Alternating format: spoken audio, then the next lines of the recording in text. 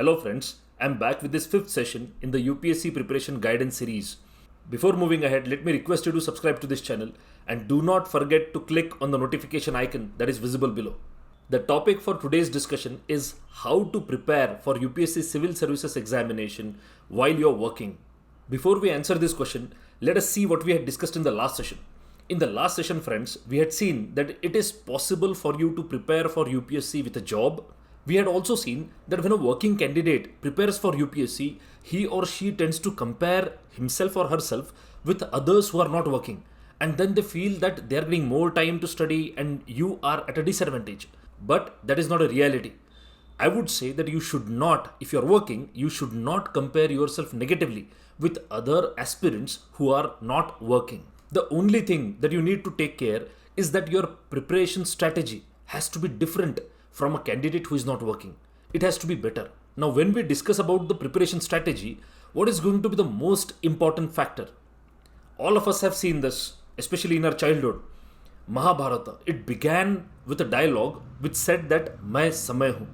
This time is the only resource that you've got. It all boils down to effective time management. So when you compare yourself to other candidates who are not working, you will find that you have less time. But this constraint of time, my friends, is not a disadvantage. Think about it. Whenever you are faced with a constraint or limitation, you tend to innovate. You tend to do better than what you would yourself expect. You tend to surpass the expectations of others and you will work harder. So while planning for your preparation, what should be your priorities? Your first priority should be completing the syllabus. UPSC has given a detailed syllabus, especially for main examination. So every point in the syllabus is important for you. You cannot deviate too much. You cannot have that liberty of deviating too much from the given word in the syllabus. That is your first point. The second priority has to be current affairs. The candidates who are not working, they segregate generally. I've seen that they segregate core and current. And then they separately read NCERTs, the core syllabus, the books, reference material, notes and so on. And they read newspapers, magazines and the ready-made material that is available in the market for current affairs. Their ability to connect the core, the diverse reading that they're doing and the current affairs is limited. Now this is the point where you can excel. No doubt you have to master the syllabus. But your focus would be on current affairs. Whatever is happening around you, you will focus on what the current event and then you will slowly start enlarging the circle of your information. So you will not go from the books or notes to current affairs. Rather, you will go the other way around. You will focus on the current event and then read from core whatever is required to understand that particular current event. The next priority, my friends, is the optional subject. Choose an optional subject where you have an original, genuine ability to think, to innovate. You can go beyond the written word and frame answers or think in that terms about current affairs. So you should be choosing a subject that you are interested in and you are comfortable with. And the last thing that I would mention is articulation of thoughts. Whatever you have read, whatever is going on in your head, whatever your opinions are, whatever your analysis is, you should be able to put it down on paper in clear and concise, precise terms. As minimum words as possible, but as clearly as possible. So this ability to express, ability to present is going to be your advantage because you are working. Every day while working, you are coming across people, content, presentations, meetings and so on. So this ability to articulate, you will have an advantage over the candidates who are not working. When one prepares for UPSC, having a job is an advantage. Working in the field also gives you a pragmatic, that is practical perspective. So your way of looking at things, making sense, interpreting things will be much different than a candidate who has never worked in the field. So I believe that this will matter when it comes to writing meaningful and to the point answers. Next point is paisa and peace. I know that you will completely agree that the biggest factor that weighs on your head while you are preparing for UPSC is you have to ask for money to your parents, to your friends every month. You're not able to pay your rent, your books, your library, your food, everything. You are dependent. And it is rightly said, Kashtaha khalu parashrayaha.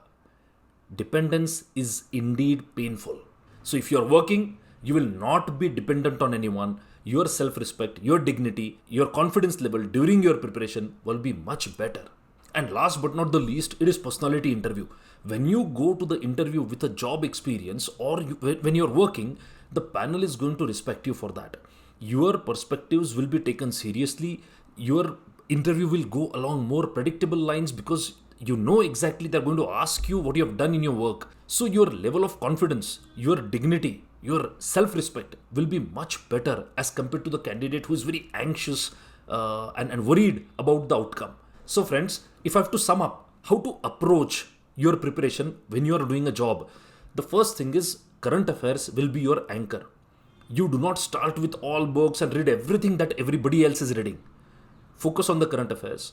Try to analyze everything that is happening around you. And for that, whatever information you need extra, for that, you go to the internet, go to the books, go to the NCERTs, prepare a concept list. That's the next point, right?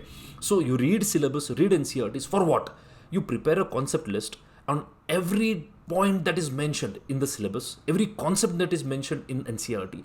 You prepare a write-up of 100 to 200 words. And then you try to connect this to. And the third thing, of course, is writing practice. Put everything on paper. Have a practice of making notes. And this way, you will be able to differentiate between skill and content.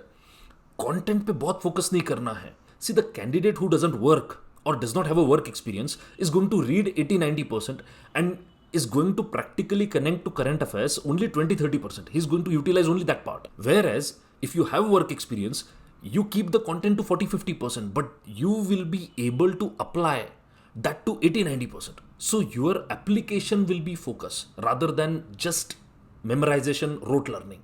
So while you're preparing, whatever comes in your mind, your thoughts, opinions, everything, put it down on paper.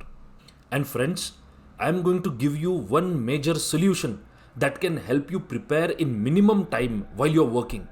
And that is discussions. In Sanskrit, it is rightly said, Vade Vade Jayate Tattva Bodhaha. It is only through articulation of diverse opinion that truth can be finally brought out. This point has been aptly highlighted in the book Argumentative Indian by Amartya Sen. It is only through discussions that we learn, perspective building happens, opinion building happens. You will learn more than you read from books. Trust me on that. And it is the most effective way to clear your thoughts. So with this, I end today's session, and the next session would be on how to start preparation of your UPSC mains once the prelims is over. Because you know that today the prelims will be over. So I'll be giving you in this session a blueprint for the next 3 months. Keep watching. Thank you.